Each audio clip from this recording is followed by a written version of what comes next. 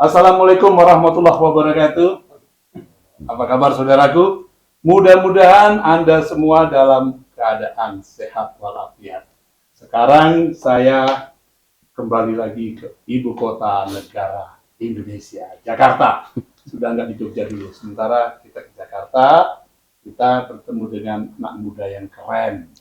Namanya Mas Ega. Ya. Apa kabar Mas Ega? Baik, halo apa kabar? Baik. Mas Ega ini masih muda, keren, profesinya, saya bingung profesinya apa sih Mas? Kalau berbicara dengan profesi, saya pernah mencoba atau di berbagai profesi. Wah. Seperti yang Mas tahu, Ya, nyanyi pernah, ya, buat film pernah, usaha pernah, Nah. di berbagai lini usaha, ya. dan pernah juga menjadi staf khusus di BNPB. Oh, iya, keren. Ya. Mas Ega, kepanjangannya Ega siapa Mas? Nama saya RM Gusti Ega Putrawan Yudoningrat. Kan bertanya, RM Gusti Gusti Ega Putrawan Yudoningrat. KRT. KRT. RM. Itu dari mana Mas? KRT-nya dari Keraton Surakarta Hadiningrat. Surakarta. Wes. Tahun 2020 diberi gelar itu oleh Keraton Surakarta Hadiningrat. Oke, Mas Ega. Mas Ega selain jadi pengusaha, terus pernah di entertain, tiba-tiba kok memikirkan UMKM, apa sih Mas isinya? Ya, pertanyaan sangat menarik. Jadi kalau berbicara UMKM, kenapa saya sangat menarik? Karena jika dilihat pasar, kita lihat pasar nih, dalam arti pasar itu masyarakat ya. Iya. Masyarakat kita itu hampir, mungkin yang di UKM itu banyak, tetapi yang lebih banyak lagi yang ingin memulai UKM, tapi tidak memiliki akses dan tidak memiliki pengetahuan yang cukup luas dalam arti berbagai info. Dengan hadirnya saya sebagai tokoh muda, saya akan memberikan beberapa edukasi kepada mereka-mereka tentang giat dan cara memulai beberapa usaha dan beberapa akses-akses usaha. Jadi masyarakat akan dimudahkan. Misalnya seperti apa Mas? Misalnya ada masyarakat A ingin memulai usaha, tidak punya modal. Aduh, nggak punya modal, harus kerja dulu. Sebenarnya jika dia mengetahui ada akses perbankan, dia bisa melakukan pinjaman kepada bank.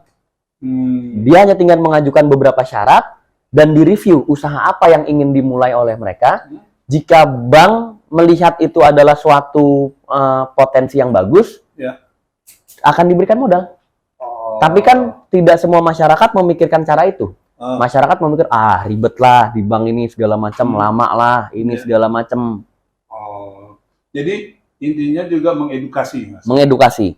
Dan lebih seperti scale up dan networking. Karena saya pernah di berbagai bidang, tidak sombong tapi memiliki beberapa banyak teman, relasi. Jika ada ide-ide sangat menarik, banyak seperti teman-teman saya ngasih proposal. Mas Ega, bisa nggak support usaha ini? Kita pelajari, oh cocok, ayo kita jalan. Atau kalau saya nggak cocok, saya kasih teman saya yang bergerak di bidang ini ya. Jadi membantu masyarakat menurut saya hal yang membuat saya tersenyum. Jadi networking mereka akan dibantu gitu. Ya. Ya, benar. Terus ada aplikasi juga nggak Mas nanti?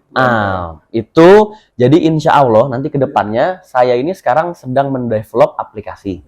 Di dalam aplikasi itu ada 6 fitur, tidak bisa saya sebutkan semuanya, tetapi ada yang menyangkut terhadap UMKM dan terhadap kesejahteraan masyarakat, dan juga beberapa yang lainnya tidak bisa saya sebutkan. Kenapa tidak bisa saya sebutkan? Karena sekali lagi membuat aplikasi saya harus mematuhi beberapa rambu-rambu atau regulasinya. Tidak mungkin jika regulasinya belum saya penuhi, saya sudah memberitahukan apa saja. Tapi intinya kepada fitur-fitur itu. Makanya saya minta doanya nih. Mudah-mudahan aplikasi saya sesuai dengan regulasi dan bisa membantu masyarakat, akan segera launching nanti ke depannya. Itu untuk Jakarta saja atau seluruh Indonesia? Kalau untuk aplikasi itu, untuk ini kan terkait pencalekan saya, itu akan masuk di pertama ini di Jakarta Selatan, Jakarta Pusat, dan luar negeri. Karena ada satu sistem yang bisa membantu teman-teman WNI yang sedang di luar negeri. Oh ya. Caleg, tiba-tiba kok Mas Eka mikir ke caleg jadi politisi. Gimana ceritanya, Mas? Nah, itu ya kan masih muda kan biasanya orang mikir, wah saya usaha aja nih. Enggak, kan banyak rintangan, banyak halangan itu gimana? Kalau dibilang kenapa apa ya? Kalau dibilang kok nyalek gitu ya. Sementara kalau kita lihat malah generasi muda ini nggak ada yang mau nyalek karena pikiran biaya tinggi, belum tentu terpilih dan nanti juga bakal gitu-gitu aja. Itu adalah game challenging bagi saya. Karena menurut saya, jika saya sekarang ini tidak berada di pada porsi pemerintah pembuat kebijakan, saya ingin banget, keinginan saya itu hanya satu. Saya ingin banget membantu masyarakat seluas-luasnya. Gimana sih saya cara bantunya? Jika sekarang sudah saya lakukan, tetapi gimana range ini bisa menjadi lebih besar lagi? Ya dengan saya pencalekan ini. Karena saya mewakili masyarakat, saya mendengarkan aspirasi mereka, saya mendengarkan kebutuhan mereka, dan saya dijamin undang-undang jika menjadi caleg dan terpilih, saya bisa mengaspirasikan itu nanti. Dan akan didengar oleh pemerintah.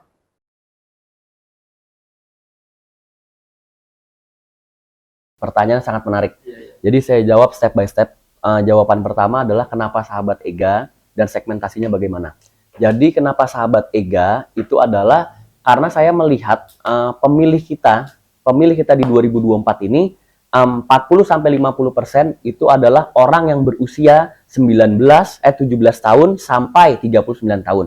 Yang artinya kue ini sangat besar. Bukan saya meniadakan kue yang lebih di atas yang dari 39 ke 70 itu, tetapi saya ingin menggarap teman-teman seusia saya dan yang di atas generasi saya sedikit untuk ayo kita ngobrol yuk masalah politik. Karena banyak anak muda itu tidak mau membicarakan politik. Karena menurut dia, mau kita bicara politik ini segala macam, cari kerja susah kok. Nah, menurut saya dengan hadirnya saya mengedukasi mereka. Enggak. Pemerintah itu sebenarnya memikirkan bagi masyarakat yang tidak bekerja ini segala macam. Cuma mungkin belum tersampaikan saja dengan jelas kepada teman-teman. Nah, dengan adanya saya mau menjembatani itu. Jadi saya ingin, oke, ini segala macam. Nah, jika saya terpilih nanti, itu akan sangat mudah menjembatani teman-teman saya atau sahabat-sahabat EGA ini kepada dunia pemerintahan atau dunia pekerja. Gitu. Tidak menutup kemungkinan orang di level generasi 35 tahun pun menjadi sahabat. Nggak ada masalah karena ada salah satu sahabat EGA juga yang aktif di grup yang sering menyuarakan aspirasi itu umurnya 55 tahun.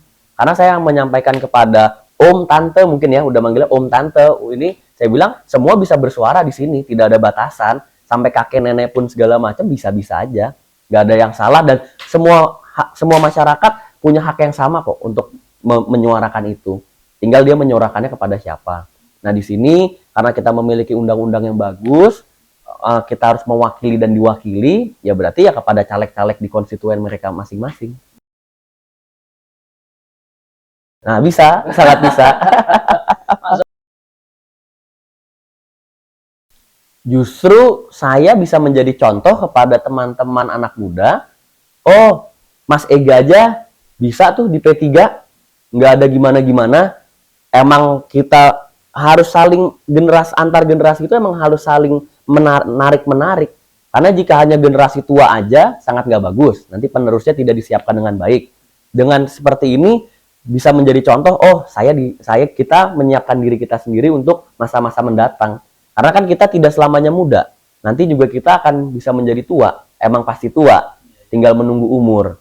Nah, tapi jika saya memulai di dunia politik sedini mungkin di usia semuda-mudanya, itu akan membaguskan atau membuat saya lebih mengenal dan mengerti politik. Mudah-mudahan generasi muda yang ada di seluruh Indonesia bisa mensupport dan mendoakan amin nanti. Ya, Mas Ega, ada juga tadi saya dengar ada tentang ambulan, itu gimana? Ya, kalau untuk ambulan, jadi nanti saya secara pribadi dengan relawan-relawan saya dan tim saya menyediakan beberapa unit ambulan. yang akan digunakan untuk masyarakat yang membutuhkan. Karena padatnya Jakarta, mungkin saya rasa jika ditambah beberapa unit ambulan saya ini akan sangat membantu masyarakat. Jadi masyarakat nanti bisa melakukan telepon, bisa jika aplikasi saya sudah terdevelop mungkin bisa menggunakan aplikasi, dan insya Allah ambulan kita akan datang. Free. Itu yang pertama. Yang kedua, saya juga memiliki keterbatasan. Unit ambulan saya juga tidak 100, 200, enggak lah. Hanya beberapa unit saja, tapi menurut saya cukuplah untuk saya mendharma baktikan kepada masyarakat. Jadi, jika nanti ambulan ini pergi semua, saya kan memiliki admin yang standby 24 jam untuk mengangkat atau mereplay di aplikasi itu. Jika ambulan kita sedang keluar semua, kita akan menghubungi RSUD terdekat dan puskesmas terdekat yang memiliki ambulan. Kita akan menyampaikan, Mbak, di sini ada masyarakat yang membutuhkan ambulan. Gitu. Berarti kerjasamanya linknya tuh dengan berbagai rumah sakit juga ya? Kalau dibilang kerjasama sih tidak. Tapi mungkin lebih kepada mengingatkan. Kita sebagai sesama masyarakat boleh mengingatkan. Kayak misalnya saya tahu di tetangga saya ada yang sakit. Saya boleh telepon rumah sakit. Mbak, di sebelah rumah saya ini ada masyarakat yang sedang sakit membutuhkan ambulan. Jika, oh Pak, ambulan kami penuh, kita telepon lagi rumah sakit B. Mbak, kita ini segala macam. Ya kita membantu masyarakat lah. Dan kalau misalnya kita memiliki jangkauan yang luas, masyarakat banyak yang akan dibantu, akan membuat saya semakin senang. Mas, masih ada keinginan terjun ke dunia entertainment? Kalau kita bilang saya sudah pernah merasakan nyanyi, pernah buat film, pernah. Menurut saya belum dulu. Tetapi mungkin kedepannya saya tidak menutup kemungkinan akan membuat musik lagi, membuat film lagi atau bagaimana. Tetapi yang sekarang saya lagi fokuskan ini adalah terjun ke dunia politik di tahun politik ini. Nih, yang menarik ini terjun ke dunia politik. Bagaimana Mas Ega menawarkan kepada masyarakat untuk memilih apa sih yang dijualannya Mas Ega yang ditawarkan ke mereka? Kalau apa yang saya jual kepada mereka, saya tidak menjual apa-apa ke mereka. Saya bisa menjanjikan saya akan peduli pada mereka. Dan seperti yang tadi saya bilang sebelumnya, saya memiliki beberapa program yang ada di aplikasi yang sedang kita develop. Pertama, kedua ada ambulan, digitalisasi UKM, dan beberapa fitur-fitur lainnya. Ditambah lagi, hal yang paling penting dalam mendengarkan itu adalah kita menyerap aspirasi masyarakat. Rencana nanti, insya Allah di masa kampanye, saya akan turun ke 5-7 titik per hari. Menurut saya itu sangat realistis, karena dapil saya adalah Jakarta Selatan, Jakarta Pusat. Antar kelurahan, antar kecamatan, itu mungkin 20 menit, 30 menit. Sekali saya mendengar aspirasi mungkin 1 sampai 1,5 jam. Menurut saya sangat realistis karena ya kita sangat berdekatan. Beda dengan teman-teman kita yang berada di luar daerah. Seperti misalnya kita bilang contoh di Aceh. Aceh itu antar kabupaten kotanya itu tuh bisa 4 jam, 5 jam, ada yang 12 jam.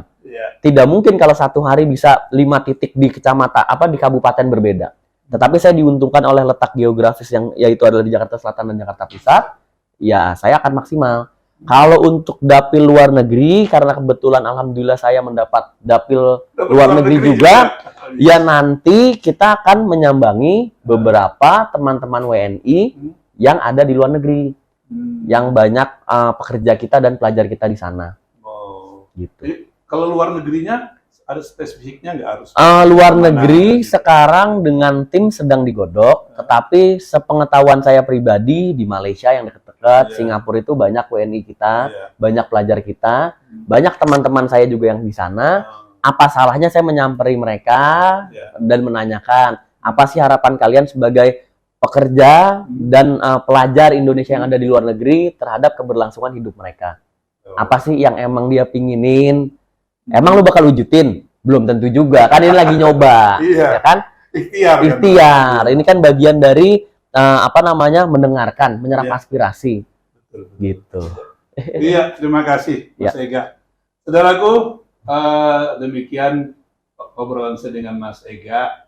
Mudah-mudahan ini bisa menjadi inspirasi untuk kita semua dan motivasi untuk rekan-rekan yang menjalankan UMKM. Yes. Terima kasih. Saya Iwan Gardiawan, Mas Ega. Ya, saya mengundurkan diri. Terima kasih. Terima kasih. Assalamualaikum warahmatullahi wabarakatuh.